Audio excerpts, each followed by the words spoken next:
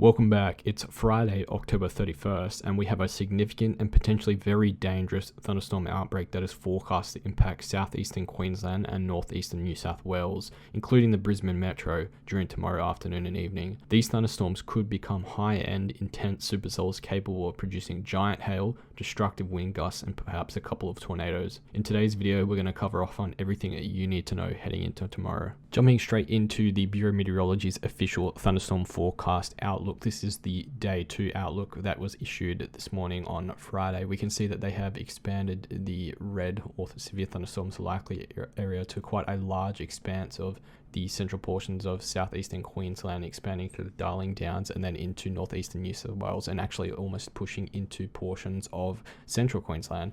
And then of course we can see that there is a very large area of yellow on the surrounding areas of this outlook, which represents the severe thunderstorms possible area, or a 10 to 30% chance of severe thunderstorms occurring within 10 kilometers of any point within that area, as well as the red area representing a greater than 30% chance of severe thunderstorms developing within this area. And then of course we have the surrounding green contours on the outside of the risk or the major risk areas that represents the probability of lightning occurring within any of these areas. More so thunderstorms possible in these areas, but not expected to be severe. Now, the major area that we need to focus on is, of course, the red outlined area. This is where severe thunderstorms are likely and are most probable of developing these severe hazards. As we also discussed yesterday, this is quite a concerning outlook because we've had an established red or severe thunderstorms likely area for the past 3 days or so, heading into Saturday. Now, this represents a high level of confidence that severe thunderstorms will develop through this region, and they are potentially expected to become high-end severe thunderstorms capable of producing giant-sized hailstones exceeding 5 centimeters in diameter. In fact, they could actually easily push into the 10 centimeter or greater threshold tomorrow, especially within the strongest updrafts. We could also be looking at the potential for destructive wind gusts, particularly rear flank downdraft outflow wind gusts that are associated with the supercells that do develop, and some of these wind gusts could easily exceed the threshold of 125 kilometers an hour and maybe even push upwards of 150 kilometers an hour if some of these really high-end severe thunderstorms do occur. And then also, as we alluded to in yesterday's video, the Bureau of Meteorology has also outlined a potential for tornadoes to develop within the most robust and sustained supercells. Particularly, they become more common, or at least we believe they become more common at this point in time, more likely through the southern border of Queensland and the northeast New South Wales border regions, but they certainly could push upwards to the northeastern portions of the risk area, perhaps around the coastal areas, and really anywhere within the red area. But currently, as it stands, they seem to be more probable, if they occur at all, around the border region in the earlier portions of the outbreak. Now, a thunderstorm tomorrow producing any of these severe hazards would see it classified as very dangerous under the associated criteria and could bring potential and significant impacts to both life and property across these areas tomorrow. Something to pay very close attention to if you live in any of these outlined shaded regions, and especially pay attention to the radar tomorrow. Now, if we switch to the reason why this is actually happening and look at our upper level pattern, this is the winds and the heights at 5.5 kilometers above the surface, so our mid-level winds. And if we drag this out through the course of the remaining course of today, pushing into Saturday, so tomorrow, we can see this feature in portions of the eastern part of the country over New South Wales and the southern part of Queensland. This is actually a shortwave trough. We can see here by the curvature of the height contours where they form like a sort of little mountain shape or a hill shape. And then as it pushes into parts of northeastern New South Wales and southeastern Queensland, we can see the height contours actually get a little bit closer together, and also the wind speeds increase over Queensland, particularly through the border region. And we can also see much smaller hill-like shapes in the height contours as well. These are embedded smaller shortwaves within a larger shortwave trough. And what this does is it induces a lot of lift or rising motion in the atmosphere, because you're inducing an amount of low pressure at the or throughout the levels of the atmosphere. And as such, we can expect thunderstorms to develop, because thunderstorms require an amount of lift through the atmosphere for the thunderstorm to be able to develop.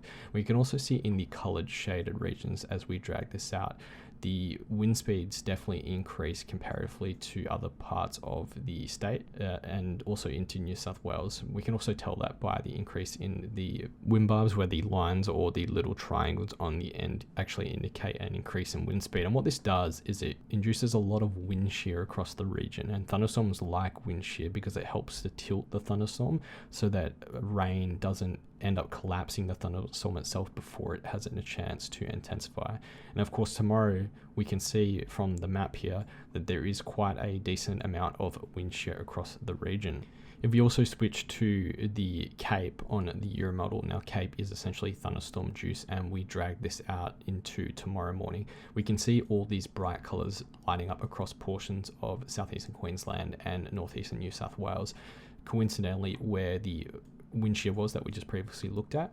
And these bright colors represent the greatest values of thunderstorm juice, or where thunderstorms would be able to take advantage of the greatest amount of energy in the atmosphere. And we can see by early morning, in fact this is around the early hours of tomorrow morning, so around 7 a.m. or so, the colors are already very bright, particularly through western portions of the Darling Downs and then also into the other areas around southeastern Queensland. And this is actually quite unusual for a setup like this, because we typically expect the Cape to arrive a little bit later in the day after the surface heats up with the help or the aid of the sun during the day, which increases the Cape. Now tomorrow we can see that the Cape is actually already in place well before the outbreak is expected to occur. In fact, it arrives in the very early hours of the morning. Even before 4 a.m, we've got a large amount of Cape that we can see here already existing in the area. Now what this is going to do is it's going to set the stage for a very big day while already providing the energy necessary for severe thunderstorms to develop. In fact, before they even are ready to fire, the energy will already be existing within the environment. There won't be any time to wait for it to build or need for it to build, as it will already be in place. Now, if we switch to simulated radar reflectivity, this is from the Access-C high resolution forecast model from the Bureau of Meteorology. This will paint a picture of what the radar could look like tomorrow. And we can see starting at around midnight, so just coming into Saturday morning, we've already got some ongoing rain showers that are sort of unrelated to tomorrow's outbreak, but still ongoing through the early parts of tomorrow morning, and then a couple of isolated severe thunderstorms that might be possible around the northeastern portion of New South Wales, and then perhaps into the almost the Wide Bay area of Queensland. Some of these thunderstorms could actually be possible to produce some large hail and maybe even reaching the giant hail thresholds. But as we drag this out through the rest of the morning, we can see this actually peels off more into the coastal areas and then ending up over the ocean. But by around 10 a.m, we can see that an increased amount of activity begins to develop through the Narrabri region and then spreading into Armidale in New South Wales. And as the hours go on, this is around 11 a.m. or so, we've got definitely a large increase in color, which is representative of the radar colors. And then as we drag this out, we can see much more thunderstorm activity begins to develop, particularly through the early afternoon hours and then pushing into the later afternoon hours, certainly picking up in parts of southeastern Queensland and then spreading almost once again into the Wide Bay area. But again, a very large coverage of thunderstorms expected tomorrow. And this is actually very much coincident with the red area that we looked at from the thunderstorm outlook early in the video. Now, the other thing I really wanted to highlight in this video, this is another product from the same model. This is called Updraft Helicity, and it essentially works to simulate where the most probable thunderstorms could occur that would have rotating updrafts or develop into supercells. So we can see all these bright colors here around 10 or so a.m. that begin to develop through, again, these same areas that we saw the radar reflectivity through northeastern New South Wales. And then as the afternoon hours go on, we can see these really bright long tracks that represent the highest probability for supercells to develop. And in fact, there's quite a large scattering of them tomorrow, spreading into southeastern Queensland throughout the afternoon hours.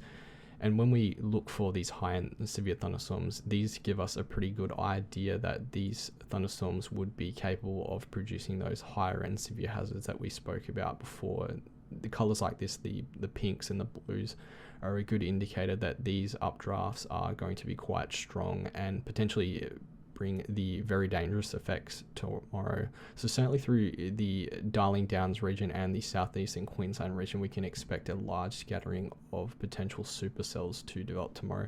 Especially here, this is a very large, long sustained track, so we can perhaps expect long track supercells tomorrow spreading up in a northeasterly direction. And that's pretty much going to do it for today's forecast update video. We've got a good potential for these high-end severe thunderstorms to develop across the previously mentioned areas tomorrow during Saturday afternoon. Some of these thunderstorms could definitely bring potential and significant impacts to both life and property, so it's important that you are prepared ahead of these thunderstorms, including removing loose objects and items from around your property, of course, as well as parking vehicles under shelter to prevent any hail damage that may occur with thunderstorms tomorrow. We'll also likely be going live to cover these severe thunderstorms in real time, so make sure you jump in to be informed of the latest up-to-date radar information and thunderstorm whereabouts. Also, if you are new to the channel, please make sure you turn on notifications as well as like and subscribe to the channel so that you can be kept up to date with the latest information and warnings for these thunderstorms that do develop.